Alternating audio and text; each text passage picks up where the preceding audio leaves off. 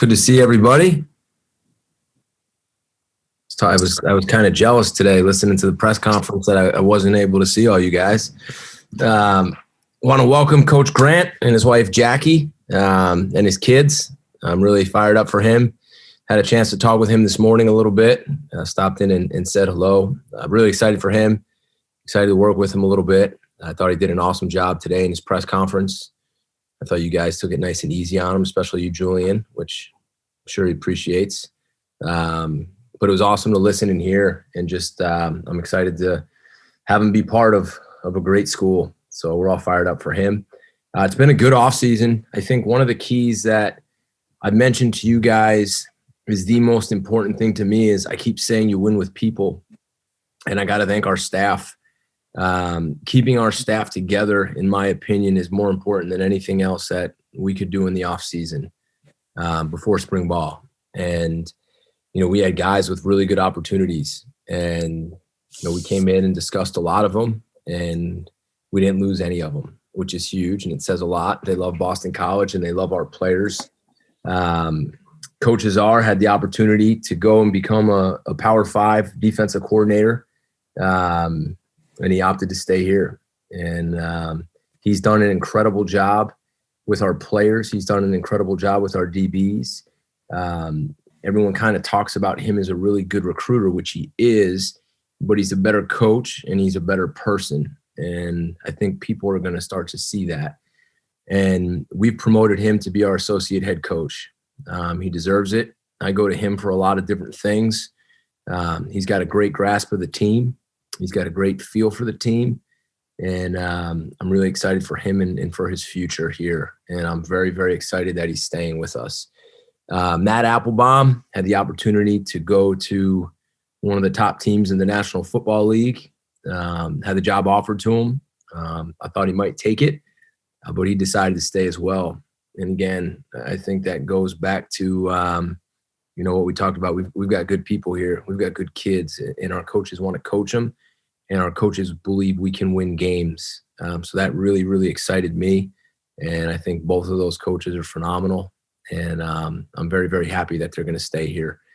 So those are the two guys I just wanted to make sure that I mentioned, and how much I appreciate them and their loyalty. And I hope our players see that too, which is special. It's a special staff.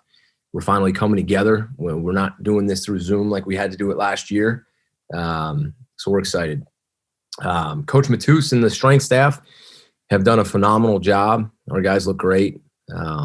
Right now, the culture is as strong as it's been. Guys are excited. They're doing all the little things right. They're going to class. They're turning in their work. They're showing up on time for things. And that's the culture that's being built. And Coach Matus and his staff have a ton to do with that. And I think when you see the guys, hopefully you'll be able to see them eventually and get to practice. I think you'll be impressed with how some of their bodies have transformed. But I can't thank him and his staff enough for everything that they've done. And I can't wait for Saturday, guys. It feels like it's been a while. And I can't wait to start practicing football and being around these kids again. And, more importantly than that, I appreciate our team. COVID is still out there, and these guys are still sacrificing, and that does not go unnoticed. To give us the opportunity to train every day and to go out and practice on Saturday is credit to our players, and I appreciate them, and I can't wait to start coaching them again. So we'll start Saturday with that. I'll be happy to answer any questions that you guys have. Start things off with Rich. Hey, Jeff, good seeing you again, man. You too, Rich. How you been? Not too bad, hanging in there. Two quick questions, one general, one specific. Since you have all that continuity coming back, could you just kind of lay out your objectives for the spring practice session? And No, good question, Rich. It's very similar to what I said to you guys early on. I want this to be about competition. We've gotten more players here. We know each other. I want guys to compete and push each other. And that goes back to, our beliefs of fundamentals and technique being stressed by our staff. But when you talked about the continuity, Rich, what I think is so important now is we can really dive into our schemes in offense, defense, and special teams, which we kind of had to hold back a little bit on, without a spring last year and with a, kind of a different training camp. I think you'll see some changes. We know who we are now. We know who we have now. And we spent a lot of time working on what we're going to look like in all three phases. And I'm really excited to go to work on that. And I think you'll see a lot of different things. And like I said, I just can't wait to go out and practice on Saturday. I'm really excited. And the specific question is linebacker. I mean, when I look at who's gone, you're losing like 230 tackles.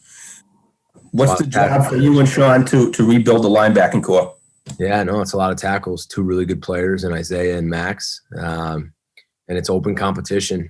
And I mean it. From the guys who are returning to the guys who transferred in to the guys who were here as incoming freshmen. We're going to play the best player. And I've said that to the players. I've said that to the team. I want them to go out and compete.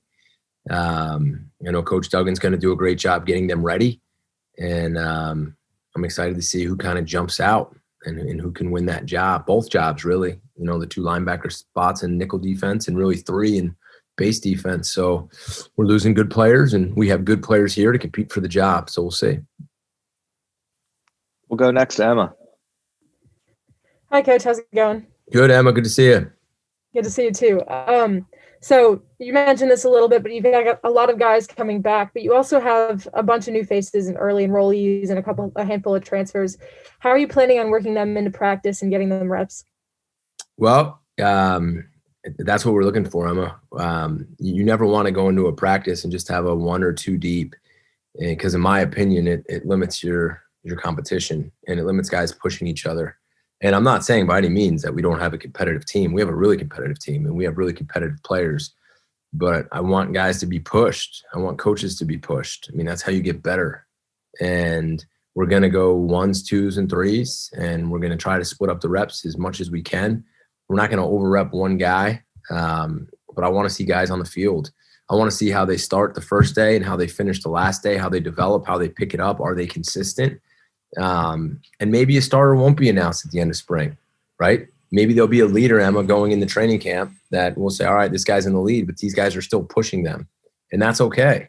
And that's what we want. We want a culture built on competition, whether it's in the weight room. Those things all factor in. Little things, right? Are they going to school? Are they doing everything they need to do that we're asking? And we're going to get them reps. And like I said, returner, incoming a transfer, incoming freshman, they'll get their reps, and we'll determine who the best players are. We'll go next to Andy. Hey, Jeff, good to see you. You talked about keeping the staff together, but 6 graduate students coming back from last year's roster. What were those conversations like, and how special does that make this season that you've got guys who went through everything last year and are sticking around for one more year? Oh, it's huge, and I'm glad you brought it up, because the leadership on this team. You look at the offensive line, right? Like Zion could have left, and he decided to come back, which is incredible. And the leadership that he's become already such a better leader. Not that he wasn't a good leader, but you can just see it. They're more comfortable. And I also think there's this confidence and belief in each other that they didn't have at this point last year. And you can see it in their excitement when they get on the field. It's the same thing with Alec Lindstrom, Ben Petrula. I mean, Ben might set the record for most starts in the history of college football. I mean, I don't even know if there's anybody who could possibly start more games, right? He's a 4-year starter, and now he's got the opportunity to be a 5th-year starter. So you have that leadership. You get a guy like Kobe White coming back, who's fought back from a knee injury that, we had success on offense catching the ball, and our most productive receiver didn't even play last year. So the leadership, guys like Dennis, guys like Phil developing as leaders, it's been a lot of fun to see, Andy. So I'm grateful those guys decided to come back, and hopefully they can take another step to help us and then to help themselves too, which is also really important. We'll go next to Dan.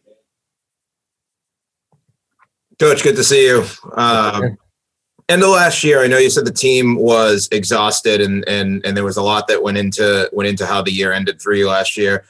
First off, how did you rejuvenate in the offseason? How did they rejuvenate? And how does all of this kind of lend to an expansion in the spring of what you were able to accomplish last year on the field? Yeah, I think more importantly, how they rejuvenated versus how I rejuvenated. Those guys went home in the month of December and January, really late into January, and they spent time with their family.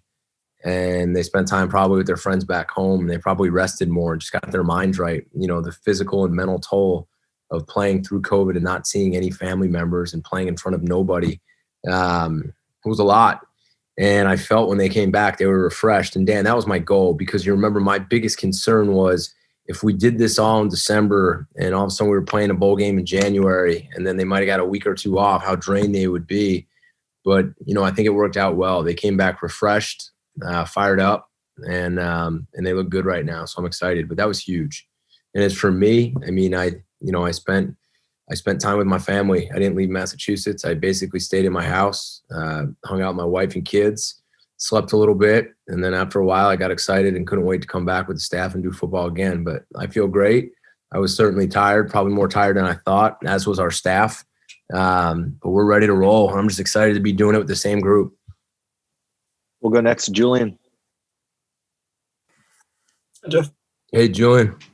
Two groups. One, was this offseason any different from like a traditional one in the sense that you have to did you have to put any more energy in trying to figure out who was staying, who was going, what people's plans were, how different, I don't know, exemptions or whatever affected certain people, and just the energy you might have had to put into all that? Well, it's really my first real off season, Julian. So I don't know, man, maybe next year will feel different. We had those conversations and guys were pretty honest. We communicated. I think the biggest thing still, Julian, is people can't forget is where it's different is we're still fighting COVID. And, where a morning match would be your whole team together, it's not. It's we're spending 3 different times with 3 different groups and coaching the same thing over and over. So the time and effort that Coach Matus and his staff has to do with, instead of 1 or 2 big training groups and the coaches being around for 1 or 2 big training groups, it's more, and it's more time consuming, which is, again, I appreciate everything him and his staff have done, and the same with our staff. So we haven't really been able to bring the team together yet. And that's why I'm excited for Saturday, because we've had all these smaller groups still, and it's still, everyone's not allowed in the locker room at the same time. The meeting rooms are spread out. I still haven't had an in-person team meeting in the off season. All my team meetings are still on Zoom. So yeah, it is still a little bit different. I can't wait to go into our team room one day and actually meet with them face-to-face together. But for now, it is what it is. So we're doing the best we can. And just because you mentioned it to begin with, but you gave Earl a lot of support. You welcomed him in at the beginning of the press release. It just made me think when it hasn't been that long since you were hired, right? And one of the things you came in with was a lot of support. You had an AD champion you, right? You had like an embrace from the alumni, and it was a lot of energy that you brought in, that you were met with. How important is that, like, support in terms of being able to get off to a successful start? I think it's huge. You need it. I needed it. I had it from Martin when I first got here, and the alumni all jumped in, and the students seemed all excited. You guys all seemed excited, and that meant a lot to me. And it kind of drove me, and I'm sure it's going to drive him when he feels the same love and support that this community, the faculty, the students, and everybody has, and I'm sure they'll give to him as well. And I'm so grateful. I still, when I walk around campus, I can still sense the students are excited, and they haven't even come to one of our games yet. And I appreciate that. And I appreciate when I see the other coaches around our campus, and they're still very excited. And that's why, I'm trying to go to the other games, and I'm trying to show the same support for them, because it is a great group. And that's one of the reasons I wanted to come here, because I felt that this was the type of place where we could all do it together. We'll go next to Kevin. Hey, Coach, how you doing? Good, Kevin. Good to see you. You too. Offensively, last year, you guys opened a lot of eyes. At this point last year, though, you didn't even have a quarterback yet. How excited are you guys for the offense just to keep getting better? You mentioned Kobe White coming back, and the receivers are all back. How excited are you guys for this offense? Can't wait. Just excited to take the next step. You talked about our quarterback, to have a quarterback in his second year, digest it, learn from his mistakes, see what he did well on tape, kind of take a deep breath. And now he goes into spring ball, and he knows the scheme, and he knows the players, and he knows the coaches, and he actually knows he's the starting quarterback, and he's not competing for, not that he's not competing for a job, but he's going to go out with the ones and be out there with the ones. It takes a little pressure off of him. Now he can go out and play football. It's the same with a lot of the guys. Last year when we went in the spring ball, I don't even know if I knew everybody's name, truthfully, right? I was still learning which way was up at that point. And I think last year was a year ago at this time, we were all sent home. I think it was the last team meeting literally a year ago today. So I just think everybody's really excited. And I think the offense with the O-line returning and the quarterback and the receivers and the staff, I'm excited. Now I hope our defense gets after them a little bit too, Kevin. So hopefully in spring we can get it going and have some good competitive periods, man. Got to give our defense some credit too, huh? We'll go next to Trevor. Hey, Jeff, how you doing? Good, Trevor. How you doing? Doing well, thanks. Just a little more about Phil. I mean, was there any consideration of him actually, entering his name in the NFL draft, and just what were those conversations like, or was it pretty much just he was always coming back? No, we never talked about it. He was coming back, ready to roll, So we never had the conversation with him. We'll go next to Tyler. Hey, Coach. So just circling back to the early enrollees for a second, what have you seen out of those guys in the weight room, and how do you think they're acclimating to just being college students? Well, I think the coolest thing that I saw was our culture kind of consume those guys, which was awesome. And the other thing was pretty special for me was how our older guys kind of took them under their wing and helped them out. And, those are guys that are going to be competing with them. And the way they treated them and handled them and opened up their arms to them. I mean, these guys should still be high school seniors right now. And they're here on a college campus during COVID, trying to fit in, trying to, go to school at a very competitive environment, and then trying to learn what they're supposed to be doing in the weight room.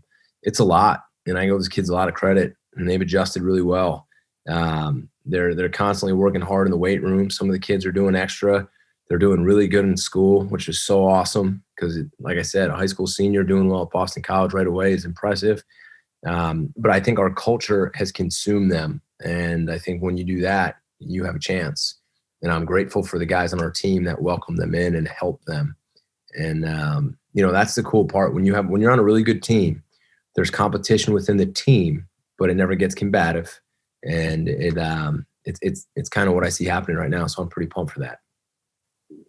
We'll go next to AJ. Hey, Coach, how you doing? Good, AJ. How are you?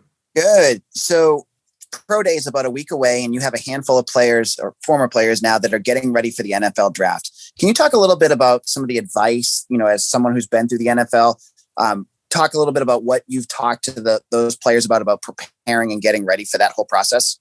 Yeah, it's been a little different, AJ, since the combine really never happened, right? So I think a large chunk of that is you teach them what the combine is going to look like, what the interviews are going to look like, what it's going to be like in their meetings with the GMs, the head coaches, the position coaches, what's the drill work's going to look like. So it's really just been, if they call and ask questions, it's, they know how to prepare themselves, and physically, but mentally is the part where, hey, these are the kind of questions that when you Zoom with them, they're going to ask you. And I know our coaches have done a really good job of taking them through some of that. Because we have a lot of guys with NFL experience on our staff that have sat in those meetings and asked those questions. So it's just making sure they're ready for that. That's been the biggest thing. And then obviously we get a lot of calls, and, we feel like we got some really good players entering this draft that are great people and are going to play football in that league for a long time. We'll go next to Rich. Okay. Hey, last August, the team came back at all different stages of development. How was Phil Mazzutz able to, get the level of playing field and get you guys ready for Duke? And part two of the question is what's his blueprint this year now that he has, a full off-season regimen? Where Phil, I think, did a phenomenal job was Phil didn't have to just all of a sudden get it going when we got back. Phil spent so much time and effort with him and his staff while we were away on Zoom, doing everything he could for those kids. So they were working out. They were trying to eat right. They were in constant touch with him, whether it was in their basement, whether it was in their backyard, whether it was on a driveway, or they found somewhere to work out. Phil got really creative and thought outside the box. And I think the fact that our kids came back in probably better shape than most because of what him and his staff did helped him really reacclimate them. Now, Rich, we took some practices away early on, and we spent more time training because we felt that was the way to go. So we might have lost scheme time, but we just felt taking care of our players' bodies was more important than that. But then this year, what we did, Rich, is we pushed spring ball back to the 20th, which is late, because we wanted to give Phil more time to develop our team. And again, I think the development physically and mentally in the weight room is as important as anything we can do as coaches on the field. So that's why we backed everything up this year. And again, I mean, him and his staff have been incredible. We'll go next to Dan. Coach, well, first part of my question just came from Rich, so I think he's living in my head, which is probably not a good place for him to be. But the second piece I was going to ask you on this is the opposite side of that from a football standpoint. So you have that once you get the guys trained. At this time last year, they didn't know, your philosophy on how to run a defense or your philosophy on how to run an offense, and that was taken away from you in the spring. So having the spring and having last season, kind of how do you build on that, or do you reboot it and have to go back and say, all right, just re-stress some of the fundamentals that you went into spring with last year? You always start with fundamentals, and that's how I think fundamentals and technique are more important than any scheme that you could ever teach. And I learned that in the NFL from really good players, that the only thing you can rely on when things get really hard are your fundamentals and techniques and your training. So that is, Dan, that's always going to be the most important thing that we stress. With our scheme, no, it's not a reboot. It's literally the foundation is set for who we're going to be. But then what did we do well? What didn't we like? What works better in this conference? And what were we not able to put in because of time restrictions that we really like that complement both of our schemes? That's what we spend a lot of time with the coaches. That's what we're meeting with them now. And I can tell you from a defensive standpoint, because I'm in all of those meetings, that you're going to see a lot of things that look different and that we just didn't have time to put in, but the foundation's there. How we're going to play the game, our philosophy, how we're going to run the ball, how we're going to take the ball away, how physical we're going to play. Those are all there. And that's what I love about our team. But the scheme now we get to have a little bit more fun and creativity because there's the time. We'll go next to Andy.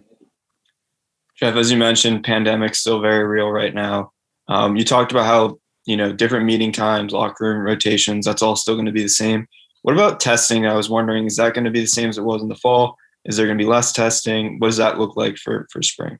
We're going to be testing. I believe it's 3 times a week as we get going, starting this week. Our players have been testing.